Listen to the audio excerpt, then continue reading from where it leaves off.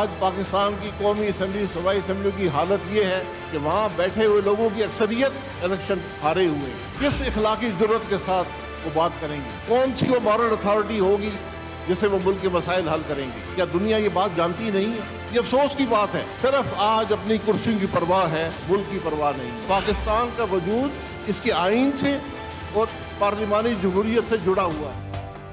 आईनी ओहदे रखने वाला हर शख्स रोज आइन तोड़ता है। ये मुमकिन नहीं कि आइन तोड़ा जाता रहे और मुल्क चलता रहे। सबको इस मुल्क के आइन के ताबे होना पड़ेगा। अवाम पाकिस्तान पार्टी की तारुफी तकरीब से खिताब करते हुए साबिक वजीर आजम शाहिद खाकान अब्बासी का कहना था कि एक बार मुल्क को आइन के मुताबिक चला कर देख लें, हम अरबों खरबों की स्मगलिंग नहीं रोक सकते और अवाम पर टैक्स लगा देते हैं। नून लीग को भी आड़े हाथों ले लिया। कहा फॉर्म 47 वाले मुल्क नहीं चला सकते। ऐवान में बैठी अक्सरियत इलेक्शन हारने के बावजूद असम्बली में है।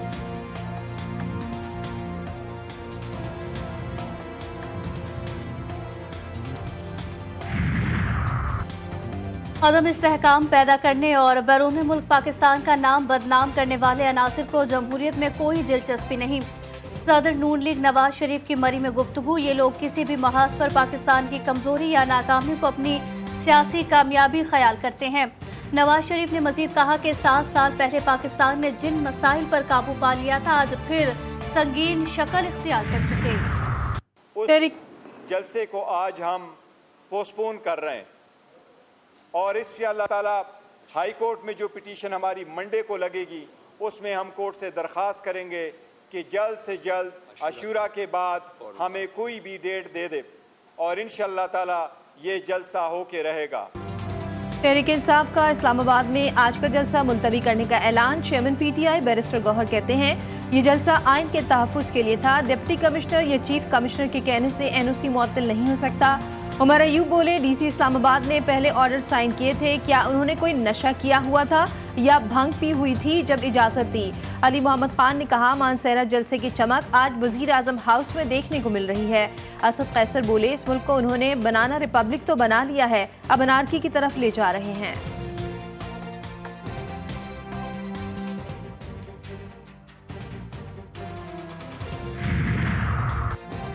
थाना रमना में कार सरकार में मुदाखलत पर मुकदमा। इस्लामाबाद के डिस्ट्रिक्ट एंड सेशन कोर्ट ने पीटीआई रहनुमा आमिर मुगल को फौरी रिहा करने का हुक्म दे दिया। 50,000 रुपए के मचौलकों के एवज जमानत बाद गिरफ्तारी मंजूर। आमिर मुगल को 2 दिन कबल डीसी ऑफिस के बाहर से गिरफ्तार किया गया था। ये हुकूमत बैसाखियों के सहारे बैठी है, आइन को मान रही है, न अदालतों को। मुल्क में सजा और जजा नहीं है। वजीर आला खैबर पख्तूनख्वा अली अमीन गंडापुर कहते हैं मुज़ाकरात के लिए तैयार है लेकिन पहले मैंडेट वापस करे। अगर बानी पीटीआई की भूख हड़ताल हुई तो ये पूरी कौम की तरफ से भूख हड़ताल होगी। परवेज खटक को तंबी करते हुए बोले झूठी गवाही ना दें, झूठी गवाहियां देकर पराठे खा सकेंगे ना सिगरेट पी सकेंगे। सिंबॉलिक है, आप इसको ऐसा ना कहें कि असेंबली के बाहर बैठ के किसी ने फर्जी तौर पे अपने आप को वहाँ पर एक अवामी फर्जी असेंबली लगा ली कर लिया। तो ये टोकन प्रोटेस्ट होते हैं, चलते रहते हैं, हम भी करते रहे, बाहर ले गए थे, तो it is just for sake of it. Token एहतजाज होते रहते हैं, हम भी करते थे। अपोजिशन आइन के दायरे में शौक से एहतजाज करे। कायम मकाम गवर्नर पंजाब मलिक मोहम्मद अहमद खान की अपोजिशन पर तनकीद। कहा आइन कोई ऐसी किताब नहीं कि उसको पकड़ के कसम खा ले। आइन को उसकी असल शक्ल में बहाल करने की हर मुमकिन कोशिश की। अज़्म इस्तेहकाम मुल्क की बहुत बड़ी ज़रूरत है। सियासी जमातों को कौमी सलामती के मसाइल पर यकजा होना चाहिए। कोर कमांडर हाउस लाहौर में हमला समेत 3 मुकदमात। लाहौर की इंसदाद दहशतगर्दी अदालत ने बानी पीटीआई की अबूरी जमानतों पर फैसला महफूज कर लिया। अदालत ने अडियाला जेल के सुपरिटेंडेंट के मैसेज का प्रिंट रिकॉर्ड का हिस्सा बना लिया। सरकारी वकील ने अदालत से बानी पीटीआई की गिरफ्तारी मांग ली। एमक्यूएम पाकिस्तान ने वजीर आला सिंध के तमाम तरक्याती दावों को मुस्तरद कर दिया। मुस्तफ़ा कमाल कहते हैं पीपल्स पार्टी ने अपने दौर इक़्तिदार में सिंध के लिए कुछ नहीं किया। सिंध हुकूमत ने जो बयानिया गढ़ा उसमें झोल है। ये पैसा किसी का ज़ाता नहीं, मेरा और आपका पैसा है। अरबों रुपए सिर्फ इश्तहारात पर लगाए जा रहे हैं। सिंध से पंजाब में दाखिल होते ही सड़कों का फर्क नजर आने लगता है। सिंध काबीना में मजीद किसी रद्दोबदल का कोई इम्कान नहीं। वज़ीर आला सिंध मुराद अली शाह की 7 में गुफ्तगू। बोले कराची, हैदराबाद, सखर, लाड़काना समेत तमाम डिविजनल हेडक्वार्टर्स में स्मार्ट सिटी सिस्टम लगाएंगे। पूरे पाकिस्तान में बिजली की लोड शेडिंग है। नेशनल ग्रिड को सस्ती बिजली देने के बावजूद सिंध के साथ नाइंसाफी हो रही है।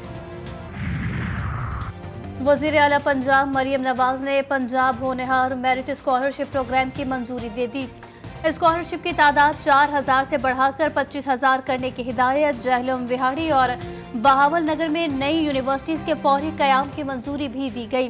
तलबा की कम तादाद वाले कॉलेजेस में नए डिसिप्लिन मुतारिफ कराने का फैसला। प्राइवेट सेक्टर को यूनिवर्सिटीज़ के क़याम के लिए हुकूमती सतह पर सहूलत देने पर इत्तफाक।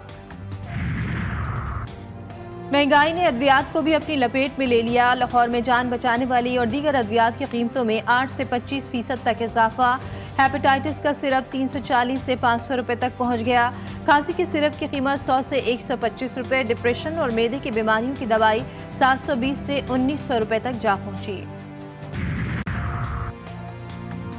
मॉनसून का धुआंधार इस पर लाहौर, शेखुपुरा, रावलपिंडी, इस्लामाबाद, मरी और जहलम समेत पंजाब के मुख्तलिफ शहरों में मूसलाधार बारिश। लाहौर में नशेबी इलाके से रैप आ गए।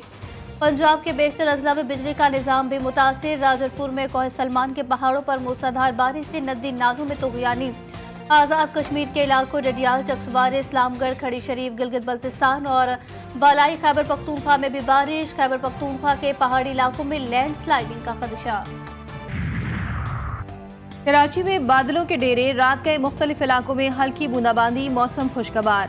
बहरहिंद में बनने वाला शदीद सितम शहर कायद की जानिब गामजन। आज रात से कराची, थरपारकर, उमरकोट, सखर, बदीन, लाड़काना, कंबर, शदादकोट और मीरपुर खास में बारिश मुतवक्के। सिंध के अवाम के लिए खुशखबरी। वज़ीर ट्रांसपोर्ट शर्जील मेमन ने जल्द ईवी टैक्सी और पिंक टैक्सी सर्विस शुरू करने का ऐलान कर दिया। कहते हैं सूबे के अवाम के लिए हुकूमत सिंध पहली बार सर्विस मुतारिफ करा रही है। माह मुहर्रम का चांद देखने के लिए मरकजी रुयत हिलाल कमेटी का इजलास आज कोयटा में होगा। इजलास की सदारत चेयरमैन मौलाना अब्दुल कबीर आज़ाद करेंगे। दीगर सूबों की जोनल रुयत हिलाल कमेटियों के इजलास मुकर्ररा मकामात पर होंगे। पाकिस्तान से इराक जाने वाले ज़ायरीन के लिए अच्छी खबर। PIA ने नजफुल अशरफ के लिए खुसूसी परवाज़ों का ऑपरेशन शुरू कर दिया। खुसूसी परवाज़ 7 जुलाई और तीसरी परवाज़ 11 जुलाई को रवाना होगी। पुलिस या मुजरिम महकमा इंसदाद दहशतगर्दी कराची के शहरियों के लिए खौफ की अलामत बन गया। CTD अफसरान और एहलकार शहरियों के अखबार बराए तावान और भत्ताखोरी में नए रिकॉर्ड कायम करने लगे। कराची की सोल्जर बाजार थाने में CTD एहलकारों के खिलाफ इकबा और भत्ते का एक और मुकदमा दर्ज। खातून एनी की मदियत में तफ्तीश के बाद मुकदमा दर्ज किया गया। मुकदमे में कहा गया कि CTD एहलकारों ने शहरी को इकबा करके 20 लाख का मुतालबा किया था। खातून ने जेवर और नकदी CTD इंस्पेक्टर रफाकत और एहलकार खालिद के हवाले की। CTD अफसरान ने शहरी को रिहा करने के बजाय मुकदमा दर्ज किया। कराची पुलिस ने मंशियात का धंधा भी शुरू कर दिया। कयूमाबाद भी एरिया में स्पेशल ब्रांच के एहलकार का गुटखा बनाने का कारखाना पकड़ा गया। पुलिस ने खुफिया इतला पर कार्रवाई करके एहलकार अमजद समेत 2 मुल्जिमान को गिरफ्तार किया। 4 मुल्जिमान फरार। एहलकार के कब्जे से PSO फ्लैट कार्ड भी मिला। गुटखे की सप्लाई के लिए पेट्रोल कार्ड भी सरकारी इस्तेमाल किया जा रहा था। रेंजर्स और पुलिस का कच्चे के इलाके में ऑपरेशन जारी। मुकाबले में बदनाम जमाना डकैत गैंग का सरगना इमदाद भियो हलाक। सिंध हुकूमत की तरफ से इमदाद भियो के सर की कीमत 5 लाख रुपए मुकर्रर थी। 3 हिंदू ताजिरों समेत 5 बैंक मुलाजमीन के अगवा में भी मुलव्वस था। कराची के इलाके डिफेंस खयाबान जांबाज में दोस्त के हाथों दोस्त के कत्ल की गुत्थी सुलझ गई। फायरिंग करने वाले मरकजी मुल्जिम को पुलिस ने गिरफ्तार कर लिया। मुल्जिम फहद ने अपने दोस्त हुमायूं दाऊद को 3 माह पहले कत्ल किया। फायरिंग के वाक़े में हुमायूं दाऊद जांभक और उसका एक दोस्त जख्मी हो गया था। ईरान के अवाम ने भी तब्दीली को वोट दे दिया। इस्लाह पसंद मसूद पज़ेश्कियान ईरान के नए सदर मुंतखब 53.66% वोट हासिल किए। सख्तगीर इनकलाबी सईद जलीली ने 44.34% वोट लिए। वोटिंग की शरह 49.8% रही। पज़ेश्कियान के हामी मुख्तलिफ शहरों में सड़कों पर निकल आए। जश्न का समा। मसूद पज़ेश्कियान ने कहा कि सबकी तरफ दोस्ती का हाथ बढ़ाएंगे। मुल्क की तरक्की के लिए सबको साथ लेकर चलना है। गजा में सिहोनी बरबरिया 24 घंटों के दौरान शुजाइया मोहल्ला, ब्रिज नसीरात और मवासी कैंप समेत मुख्तलिफ मकामात पर हमले, रिहायशी इमारतों और नसीर अस्पताल पर गोलाबारी की गई। 38 फलस्तीनी शहीद और दर्जनों जख्मी, शहदा की मजमूई तादाद 38,011 हो गई। फलस्तीनी ग्रुप्स की शदीद मज़ाहमत, कई इजरायली फौजी हलाक, इजरायली हेलीकॉप्टर को भी निशाना बनाया गया। बरतानिया में मुकीम गैर कानूनी तारकीन के लिए अच्छी खबर, वज़ीर आज़म केयर स्टार्मर ने गैर कानूनी तारकीन की रवाना बेदखली का मंसूबा खत्म कर दिया। बरतानवी अखबार टेलीग्राफ के मुताबिक पार्टी के अंदरूनी ज़राए ने बताया कि रवाना मंसूबा मुर्दा करार दे दिया गया। इस स्कीम के खात्मे से बरतानिया को अगले 2 साल में 5 करोड़ पाउंड की बचत होगी। अमरीकी सदर जो बाइडन का एक बार फिर सदारती इलेक्शन के दौर से दस्तबरदार न होने का ऐलान। एक इंटरव्यू में कहा कि अगर रब्बुल आलमीन ने हुक्म दिया तभी इलेक्शन के दौर से बाहर होगा। सदारती मुबाहिसे से कबल बीमार था, खुद को बेहतर महसूस नहीं कर रहा था। नहीं लगता कि कोई भी सदर बनने के दौर में मुझसे ज्यादा अहल है। ट्रंप को शिकस्त देने की अपनी सलाहियत पर पूरी ईमानदारी से यकीन है। पाकिस्तानी प्रोफेशनल बॉक्सर शहर आफरीदी ने बैंकॉक में जारी WBA के फाइनल मुकाबले में भारतीय बॉक्सर को तीसरे राउंड में नॉकआउट करके टाइटल जीत लिया। शहरयार आफरीदी इससे कबल पाकिस्तान के लिए ABF एशिया टाइटल और WBC एशिया टाइटल भी जीत चुके हैं। और स्पेन और फ्रांस ने यूरो कप फुटबॉल के सेमीफाइनल में जगह बना ली। स्पेन ने मेजबान जर्मनी को और फ्रांस ने रोनाल्डो 11 को इवेंट से बाहर किया। दोनों मैचेस का फैसला मुकर्ररा वक्त में ना हो सका।